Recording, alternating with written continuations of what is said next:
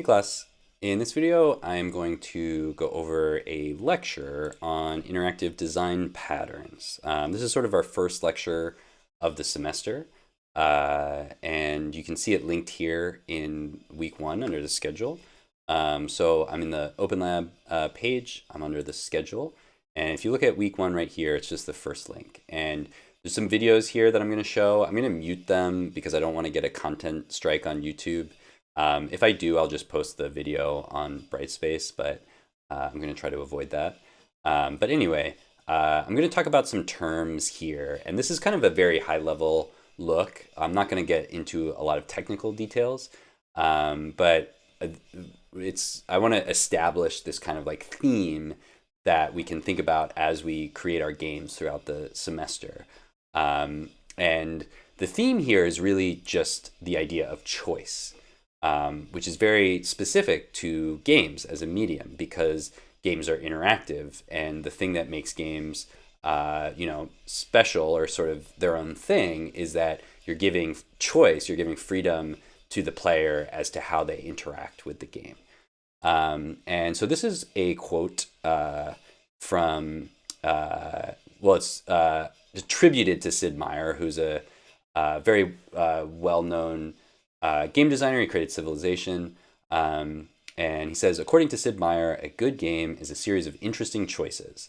In an interesting choice, no single option is clearly better than the other options. The options are not equally attractive, and the player must be able to make an informed choice. Okay, so that seems a little dry, but I think it's talking about an important thing where if we're talking about action games, if we're talking about RPGs, this whole range of different games, they all involve choice. And the way that we make games interesting is by giving players interesting or challenging or difficult choices. So I want to show a video from a Spider-Man movie. And I'm going to mute it. So I'm just going to talk over it. Because as I said, I don't want to get a content strike. But I'll show it and just kind of talk about why I'm showing it. Let me increase the size a little bit. If you've seen Spider-Man, you know this scene because it's in every single Spider-Man movie, and really it's in every single superhero movie that you've ever seen. There's this moment where the hero has to make a choice. Actually, maybe I'll turn on captions because it is really okay. Let me back up. Actually, I want to. The funny thing about this is how literal it is. So this is the Green Goblin, and he says, "This is why only fools are heroes." And he says, "A lunatic will come along with a sadistic choice." And he says, "Let die the woman you..." It takes a break. Basically, he has to choose between, Mary Jane and like a school bus or a train car full of children. Okay, so every superhero movie has this kind of like climactic moment building up to the hero sort of having to make a choice. And usually, if it's a good movie, that choice resonates with something about the hero. In Spider-Man, it resonates because Peter Parker is essentially choosing whether to be a hero, which means committing your life to, saving children and doing all these sort of heroic acts, but that puts yourself at a lot of risk. Or Mary Jane in this case kind of represents just being a normal person and having a normal life and not taking that path. And so even though it's not done particularly, it's done very literally, which is fun for our purposes, but it still resonates, right? It still has a lot of meaning behind it, and so that's part of what makes a moment in a movie like this so powerful. We build up to this moment, and then the hero has to make the choice. And it's something that resonates with us because we have to make choices in our own lives. We have to make decisions about how to live our lives and, how to spend our time and even, what to eat for breakfast, just basic things. And sometimes those are hard choices, and sometimes those choices kind of represent more meaningful or more important things about who we are. So that's what I think is really cool about video games, is that we are creating art and we're creating, media that puts the player in the position of making that kind of choice. The player is the protagonist. So this is a clip from a game called BioShock. which is a really well known game from I don't know, a while ago, maybe 2010 or something like that. One of my favorite games, and some of you guys maybe have played it. It's a bit old at this point, so maybe some of you guys are not familiar with it. But it has this really cool component to it, which is, in this video, which is a little scary, by the way. I'm sure you guys are fine, but it is a little creepy. But basically, in the game, you get put in this position to make a choice, and it's a meaningful choice, but it's early in the game. Unlike our Spider-Man scene, it comes really early, and it affects the way that you play the game throughout most of your playthrough. So basically, in the game, there are these little girls who are like these zombies that contain this sort of like I forget the name of it. Did I put that here? I forget the name of it, but they have this like magic power essentially, and it's something that you need as the player to play the game. You can use the power to do different sort of like spells and stuff. And so you can make this choice where essentially you can save the girl. But if you save the girl, so you get the option to rescue. If you rescue the girl, you don't get any benefit. You just save the girl and she runs off, and that's it. You don't get any actual like technical benefit within the game world. If you harvest the girl, then you get this power up. So you get a real benefit. But the downside, I guess, is that you feel like a bad person because you're harvesting this girl. And so it's a really interesting aspect of a video game where, it's hard to imagine any other type of scenario in a game where, given the choice, if you just look at the choice without considering the sort of aesthetic aspect of it, is basically, do you want this extra power up or not?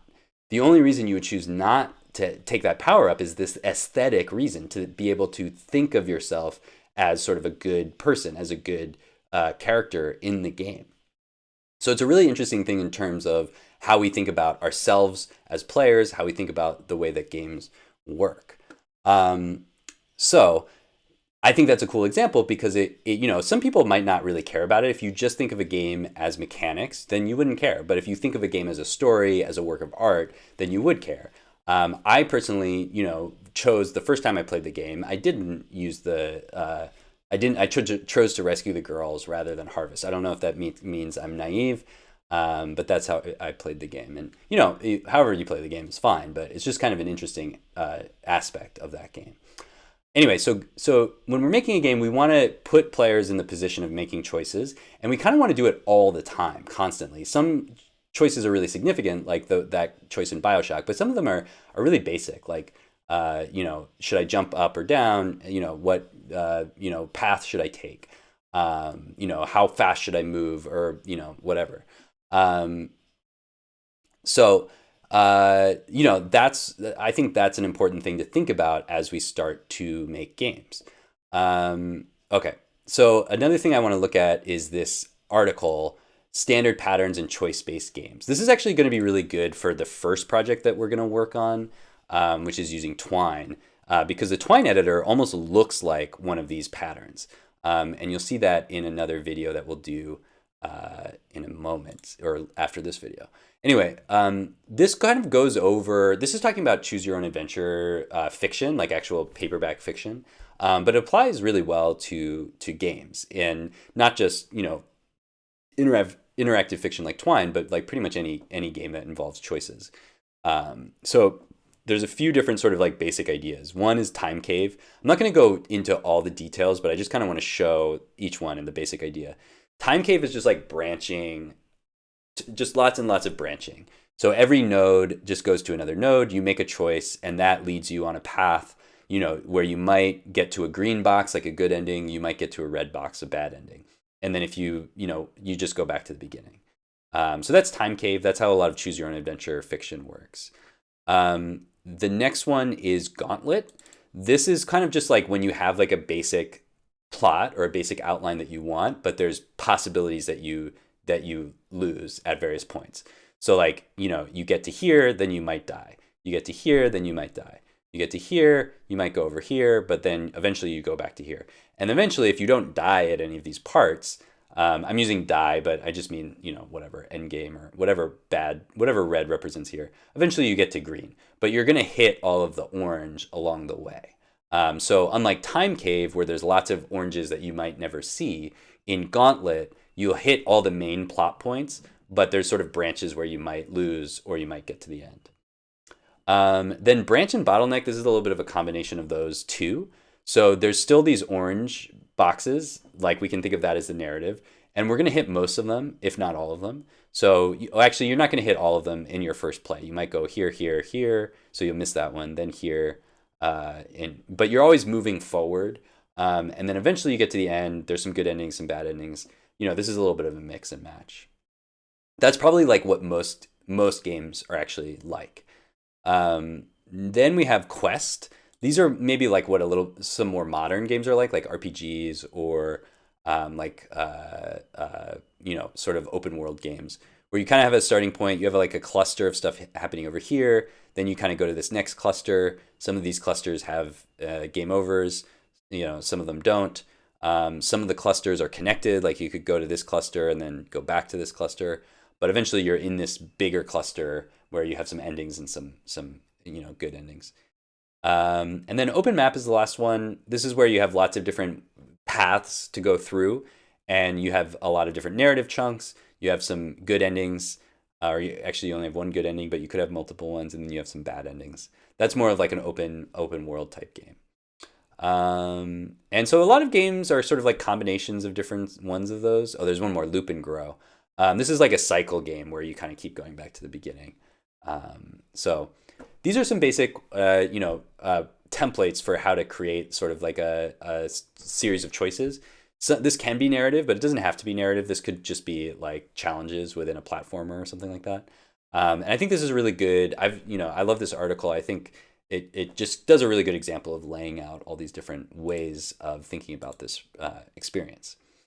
So yeah, as we create our games, as we think about the experience that we want our player to have, we want to think about the choices that they're going to make along the way. This is another example. I'm not gonna show this right now because you guys can. I want you guys to you can go watch this on the class blog on your own time. But this is a really good game, The Long Dark. It's a survival game. It's one of my favorite games over the last few years. But it has a really good example of a similar type choice at the beginning where you have to choose what gear to bring with you and you're sort of limited. So it kind of fits it within the style or the genre of the game where it's survival. So it's about like resource management and stuff like that. But it also kind of like, the things that you choose kind of like say something about the way that you plan to play the game or how you think about yourself. Like if you're going to be more aggressive or more, you can choose like a health pack or whatever. So it's kind of a good example. Okay. This is another. So I just wanted to show this real quick because this is another game design site where I get a lot of materials from by a designer called Tracy Fullerton. A lot of the stuff that I'm talking about in this particular lecture is stuff that I sort of came across over here. So I just wanted to show that as more of a citation than anything else. But I'd recommend taking a look at that. And so what she talks about is like these following things, which we're going to talk a lot about throughout the semester. So what are the sort of like elements of the game where these choices come up? So the player is obviously the first thing. The player is sort of like the way that our user interacts with the world. And so that's how we kind of like build in whether the player is just supposed to be the person who's playing it or whether it has like a character. That's where we can kind of like build in some of the meaning of these different choices. But we have to, bring them into the game. We have to make sure that they understand the significance of the choice, and we have to give them information. Then goals, this is kind of the obvious one. What is the overall goal of the game?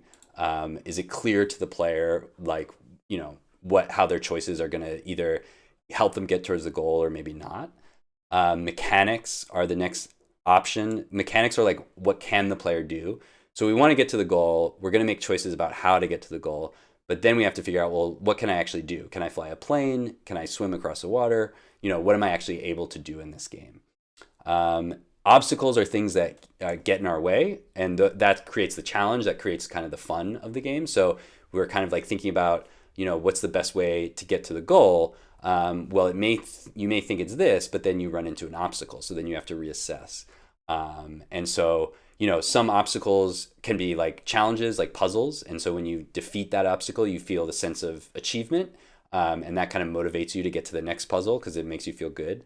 And so, that's another way to kind of build in choice and the player kind of making these decisions as they go through the game. Then we have outcomes.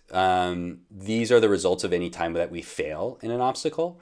So, failing, not achieving an obstacle isn't necessarily a bad thing. Games require you often to sort of recover from failing in an obstacle, but you should learn something. So when you get to an obstacle and you don't solve the puzzle or you don't get through it, it should teach you something about, are you making, is your approach off, or are you just not getting it exactly right? And that can inform the choices you make the next time you try. Okay, so another video. This is a really cool game in terms of thinking about the components of a game. I'll play a little bit of this and I'll just talk over it. But I would recommend either playing this game if you've never played it before, or just taking a look at this video. But I think it's a really good example of just breaking down these elements of the game that we're going to talk about, and then just making them very literal, and making these kind of like fun puzzles. And then just one more concluding thought. A game is a system of rules in which agents compete by making endogenously meaningful decisions. So endogenously is just a fancy word of saying like within the game world itself. So we'll talk more about this throughout the semester, but we want to think about the game world, the sort of like fiction of the world, and how choices, how decisions are meaningful within that world, and how we communicate that to the player. This is by Keith Bergen, who wrote this game design theory. Another book that I like and use as a kind of a source for some of these ideas. So yeah, that's it. Please look at these videos again and spend more time with them. All this information is here. You don't even this is just on the website, so you can just take a look at this. But yeah, and if you're not familiar with these games, I recommend checking them out. It's not an assignment, but it's something that I think, especially if you've never heard of BioShock or played BioShock, I would definitely check that out because it's a classic game. All right, that's it for this lecture. In the next video, we're going to be learning Twine. So that's our first game engine. We'll be learning just the basics of how to get started with that. So see you guys in the next video.